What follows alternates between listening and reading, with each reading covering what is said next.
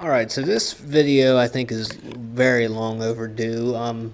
To everyone who subscribed on this channel since I've been gone, which has been 9 months, thanks a lot. I didn't think it would go even that far. I don't know what we're up to. I think it's like 80. It might be 60, I don't know. But to everyone who did think that this channel brought them some entertainment, thanks for watching. This is kind of a follow-up video to my last one 9 months ago, which was an update of the Kubota, and this right here, the 48-8N that I inherited from my grandfather. If you watch that video, you know that in, I believe, it was January or February or something of last year. Well, actually, it'd be this year because we're not over yet.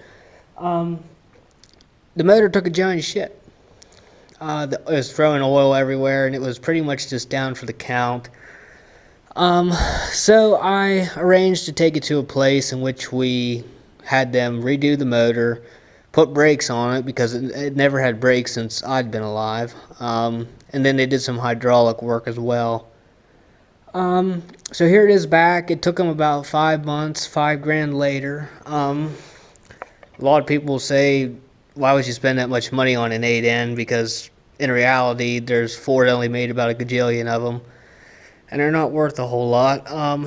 Sentimental value, this thing was the first thing I ever learned to drive on. So many memories of it with my grandfather. So like I said before, they did motor, brakes, and hydraulics, and then I gave it a visual overhaul. You can go back to that video and see it was a darker gray.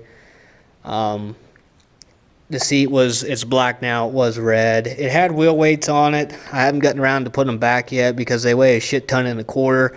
And I can handle the shit ton, but when you add the quarter, no, it's just a little bit too much for me.